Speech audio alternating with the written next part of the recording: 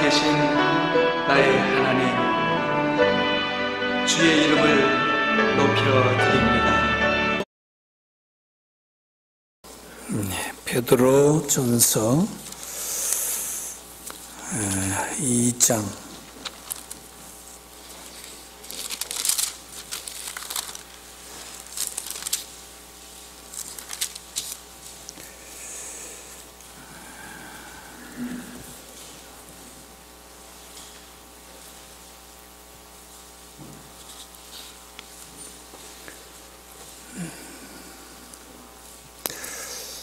베드로전서 2장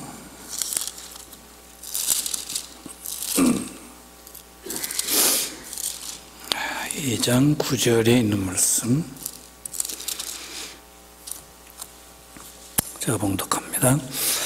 그러나 너희는 택한 족속이요 왕같은 제사장이요 거룩한 나라요 그의 소유된 백성이니 이는 너희를 어두운 데서 불러내어 그의 기이한 빛에 들어가게 하신 이의 아름다운 덕을 선포하게 하려 하심이라. 아멘. 예수 우리 왕이여 찬양합니다.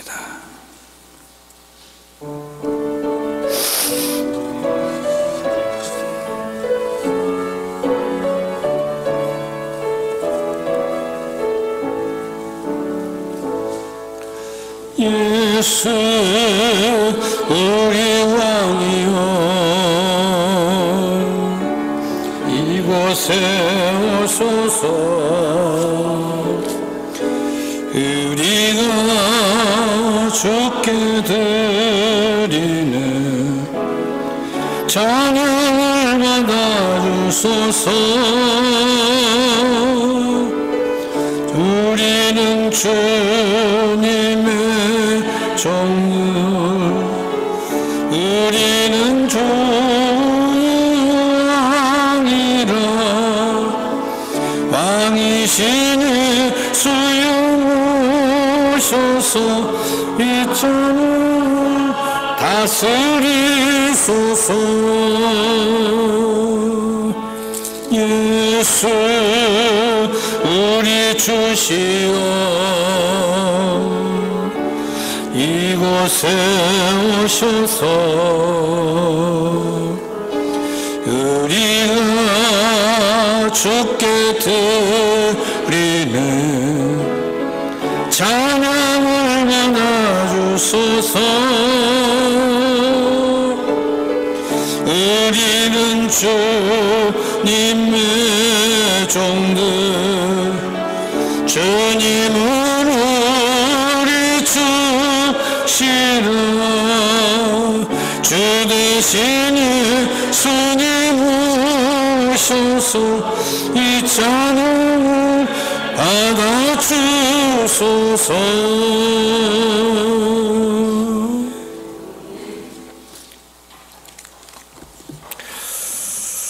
가장 아름다운 기도라고 하는 말씀입니다. 김수환 추기경이 살아계실 때 이야기죠.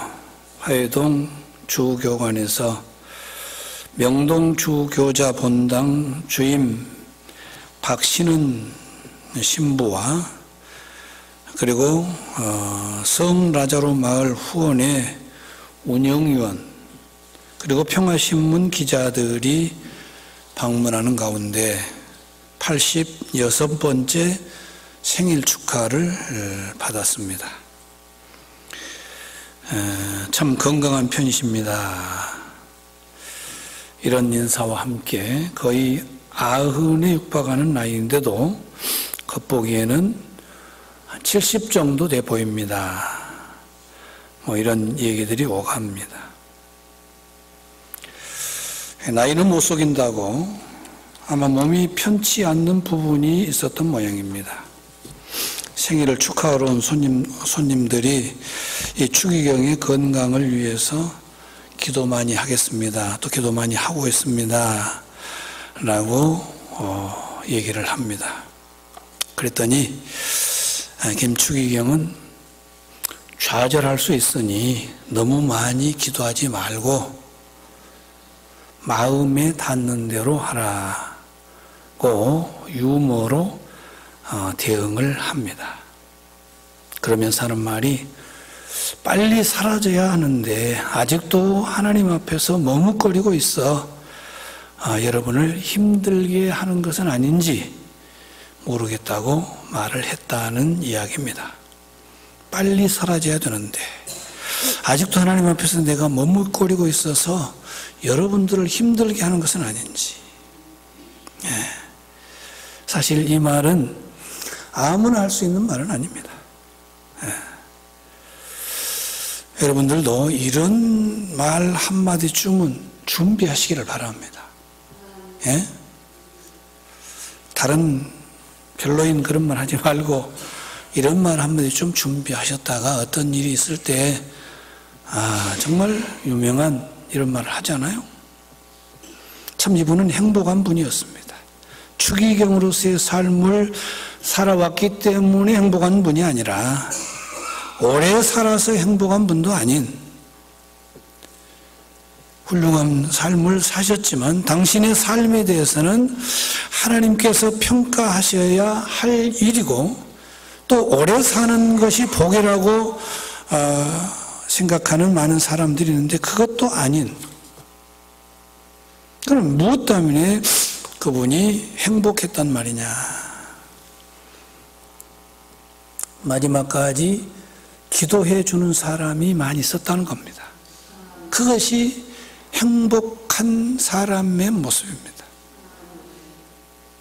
나를 위해서 기도해 주는 사람이 많다. 이보다 행복한 일이 어디 있겠습니까?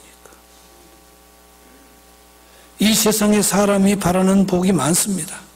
정말 중요한 복, 복 중에 복, 가장 큰 복, 여러분 어떤 것입니까? 맨날 엎드려서 저 사람 부자 되게 해달라고, 병 낫게 해달라고, 자식이 잘 되게 해달라고, 명예를 누리게 해달라고, 그게 큰 복일까요? 아닙니다.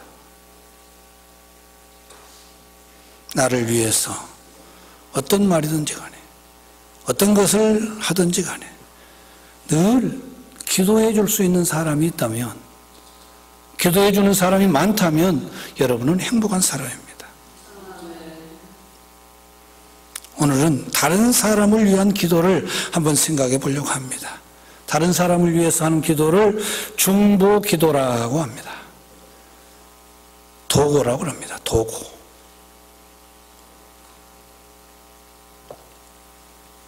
정말 소중한 기도입니다. 먼저 중보 기도는 가장 기도 중에 아름다운 기도입니다.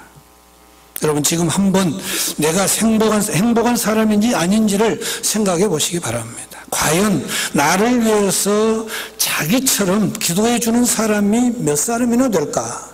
여러분을 위해서 여러분 자신처럼 기도해 주는 사람이 몇 사람이나 될까? 몇 사람이 될 것 같아요?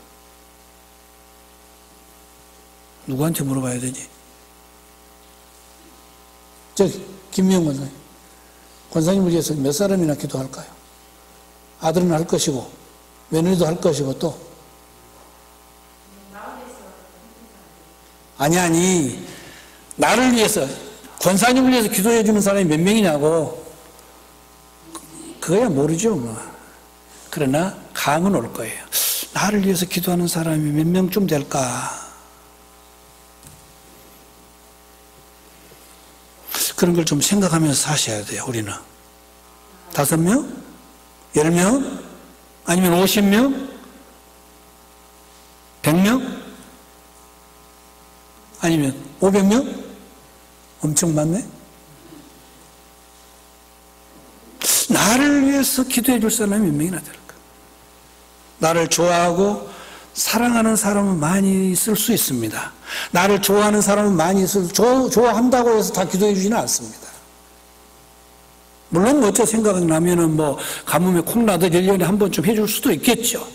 그러나 자기 기도처럼 해주는 사람이 그렇다는 얘기예요. 자기 기도하는 것처럼 나를 위해서 기도해 줄 사람이 몇 명이나 되느냐는 거예요. 심각합니다, 이거. 예? 이거 심각한 문제예요.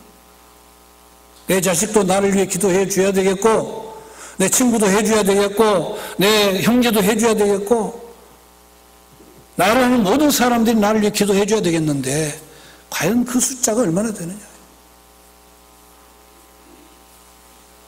뭐 한 사람도 없다라고 할 수는 있겠죠, 당연히. 자신을 위해 기도하는 것처럼 나를 위해서 기도해 주는 사람 많으면 많을수록 그 사람은 행복한 사람입니다. 복음성가 중에 누군가 널 위해 기도하네, 이런 곡이 있습니다. 한번 불러보겠습니다.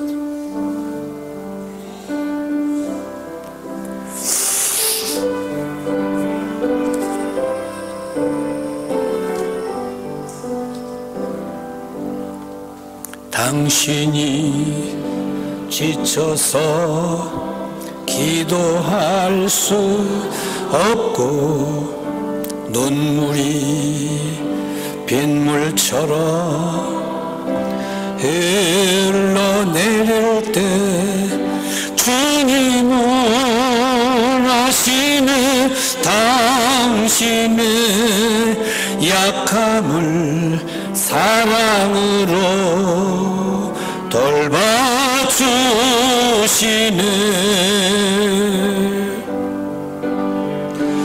누군가 널 위하여 누군가 기도하는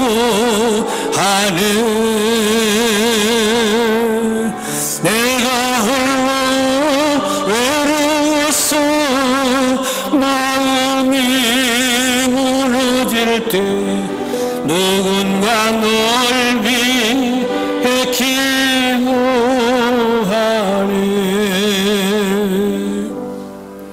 당신이 외로이 홀로 남았을 때 당신은 누구에게 위로를 얻나. 주님은 아시는 당신의 마음을 그대 홀로 잊지 못함은 조용히 그대 위해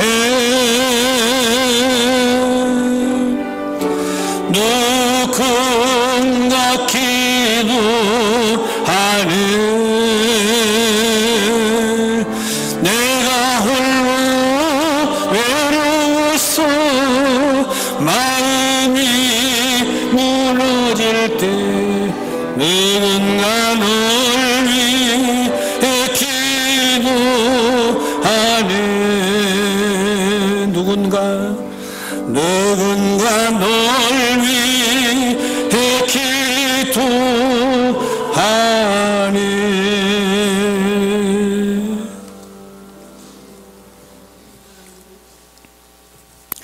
이 찬양을 하면서 이제 하나 더 묻고 싶은 것이 있습니다.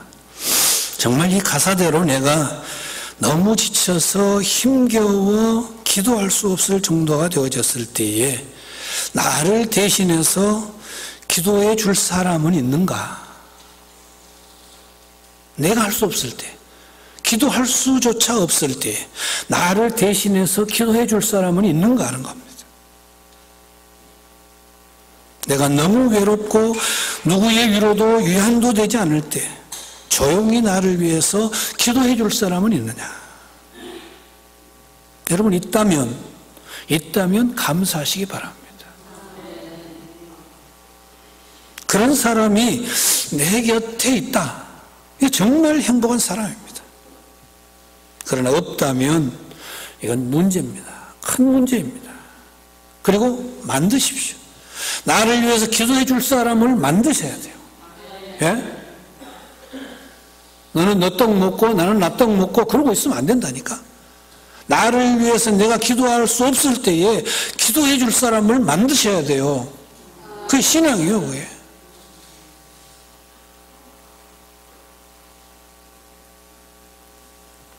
정말 나를 위해서 기도해 줄 사람이 많이 있는가? 내가 나를 위해 기도하는 것보다 내가 다른 지체를 위해서 기도하는 것을, 다른 지체가 나를 위해 기도하는 것을 더 기쁘게 여길 수 있는 우리 모두이기를 바랍니다. 사실은 당연한 일입니다.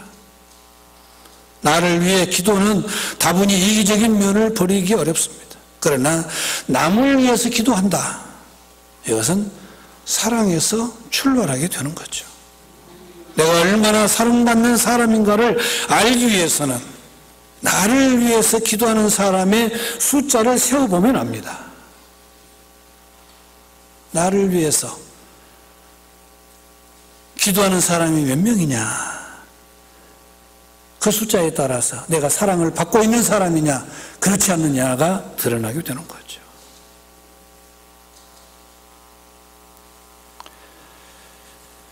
정말 세상에는 보람된 훌륭한 멋진 최고의 그런 일들이 많이 있습니다. 그러나 가장 아름다운 일은 기도하는 일입니다. 이 세상에서 가장 아름다운 그림은 기도하는 그림입니다. 여러분 아시고 계시죠? 기도하는 그림. 다른 사람을 위해서 중보하는 그 기도하는 그림. 기도하는 손. 그 그림을 보셨죠? 사진. 기도하는 손. 기도하는 손. 이게 딱 잘려가지고 기도하는 손. 이 그림 보셨을 거예요. 단순한 그림입니다. 언젠가 저도 한번 누구에게, 아니 우리 그 손주에게 한번 그려보라고 그러려고 그래요. 그린 것 가지고 되는 것은 물론 아니지만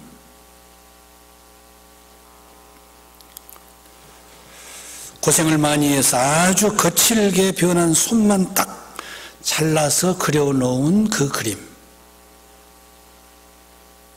이 그림을 보노라면 밀레의 만종 이 그림보다 더 아름답고 레오나르도 다빈치의 모나리자보다 더 훨씬 아름다운 그림이 바로 그 단순한 기도하는 손의 그림입니다. 이 기도하는 손은 뒤로라고 하는 사람이 그렸는데 이 뒤로는 독일의 르네상스 시대의 화가입니다. 독일이 EU에 가입하기 전에 독일 화폐에까지 그 인물이 그려진 사람입니다.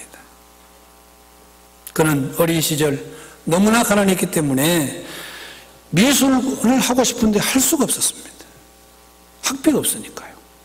그래서 같은 처지의 친구와 만나서 의논을 합니다. 그 친구가 이렇게 제안을 합니다. 뒤로 내가 먼저 학교에 가서 공부를 해라. 나는 내가 졸업할 때까지 식당에서 일하면서 너의 뒷바라지를 하겠다.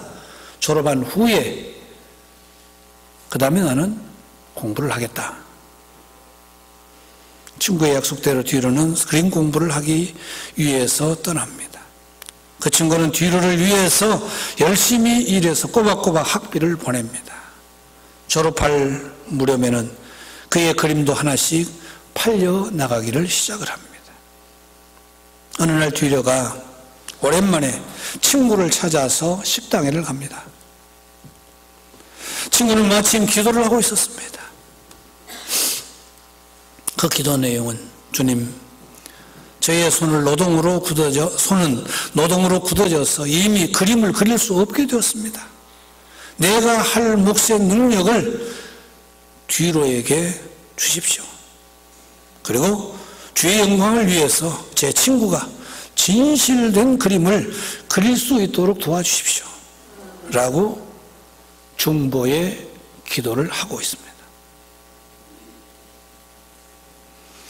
자기를 위해서 희생한 친구가 기도하는 손을 본 그 순간 뒤로는 자기가 지금까지 보아왔던 어떠한 감동보다 더 큰 감동을 받게 됩니다.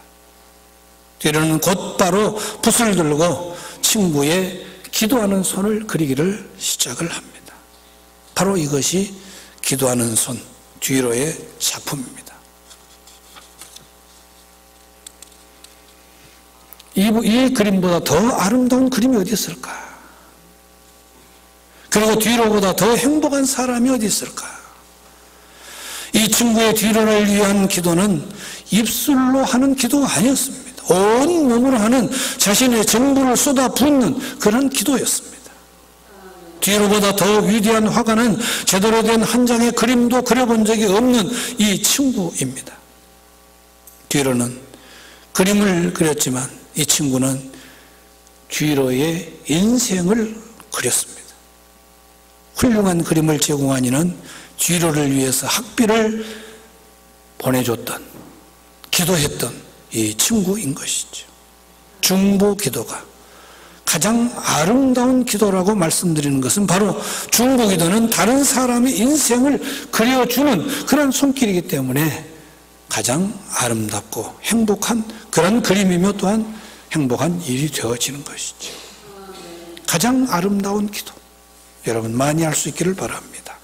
중보 기도는 그리스도인의 기본 임무입니다. 그리스도인의 임무다. 베드로전서 2장 9절에 보면 오직 너희는 택한 족속이요 왕같은 제사장이요 거룩한 나라요 그의 소유된 백성인 이는 너희를 어두운 데서 불러내어 그의 기이한 빛에 들어가게 하신 자의 아름다운 덕을 선전하게 하려 하심이라 하랬습니다. 왕같은 제사장이요, 우리가 하나님을 아버지로 부른 이후부터 바뀌어진 신분이 있는데 바로 왕같은 제사장이 되었습니다. 우리는 하나님 앞에서 왕같은 제사장입니다. 왕같은 제사장이 앞으로 되어야 된다가 아니라 이미 왕같은 제사장이 되었습니다. 되려고 노력하는 것이 아닙니다. 이제부터 내가 왕같은 제사장이 되어야 되겠다라고 노력해서는 안 됩니다. 이미 되었습니다. 이제는 왕같은 제사장의 역할을 해야 된다는 얘기예요. 제사장의 역할이 뭡니까?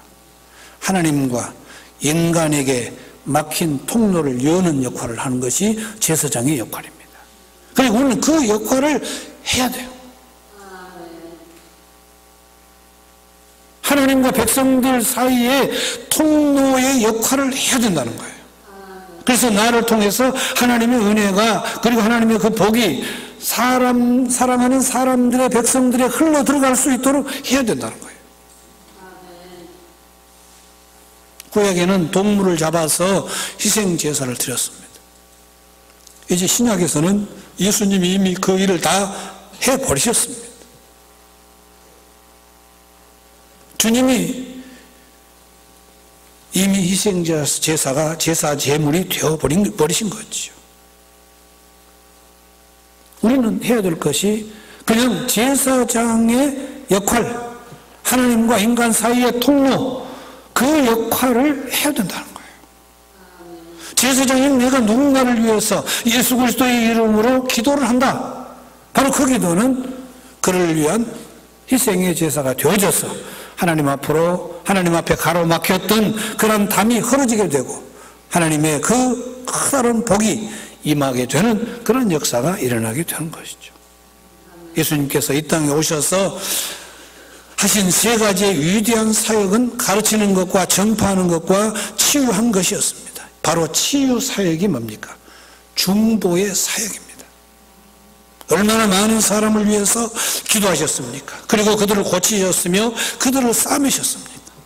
먹여주셨고 그리고 바로 잡아주셨습니다. 치유의 사역의 본질이 바로 뭐냐? 중보입니다. 중보.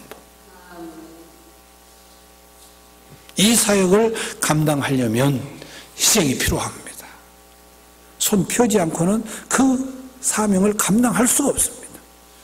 시간도 필요합니다. 우리는 아직도 내가 대제사장이 되어야 되겠다라고 기도하고 노력한다면 이건 잘못된 겁니다. 이미 그 역할이 우리에게 주어졌습니다. 우리가 그렇게 되었습니다.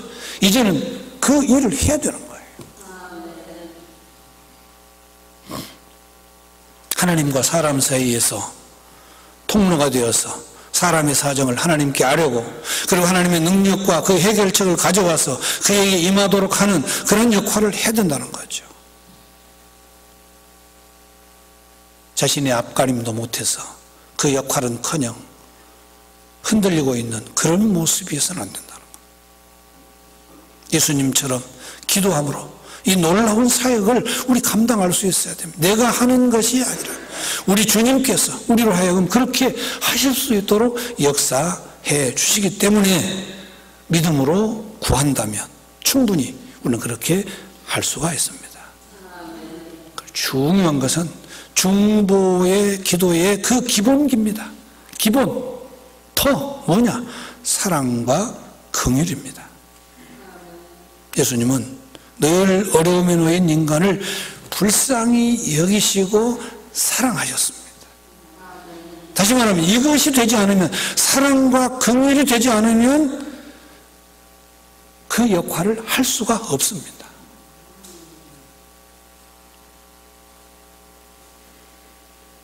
한번 가슴에 손을 얹고 내가 그 기본기가 돼 있는가 한번 보시기 바랍니다. 사랑과 긍휼이 돼 있는가? 이리 자르고 저리 자르고 나는 이렇게 하는데 너는 그렇게 못해? 그러고 있지는 않나요? 사랑과 긍휼, 이것이 돼야 제사장의 역할을 할 수 있다니까요. 내가 제사장이라고 떠든다고 해서 되는 게 아니에요. 이것은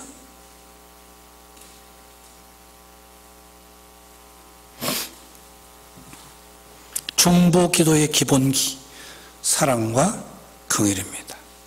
중보 기도의 능력은 예수 그리스도의 이름입니다. 평생을 이 두 무기를 여러분 부여잡고 중보의 기도를 하나님 앞에 하게 되어질 때에 하나님은 우리의 기도를 들으실 줄로 믿습니다. 가장 아름다운 기도, 가장 아름다운 기도의 주인공들이 모두 될 수 있기를 바라며, 여러분 앞으로 중보 기도 많이 할 수 있기를 바랍니다. 저를 위해서도 중보 기도 많이 해주시기 바랍니다. 기도하겠습니다.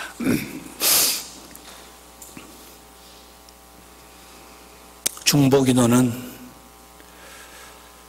가장 아름다운 그런 기도인 것을 오늘 말씀을 통해서 깨닫게 됩니다.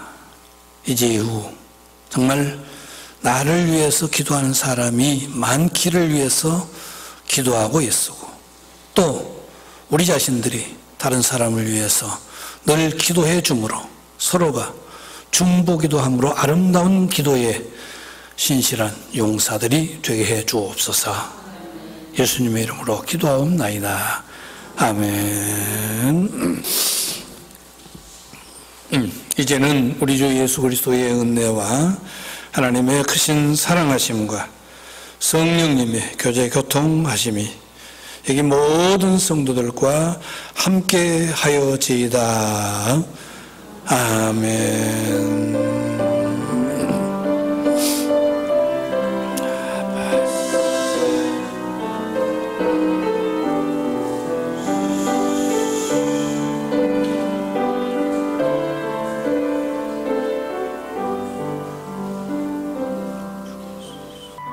어제나 오늘이나 영원토록 동일하신 신실하신 하나님을 찬양합니다.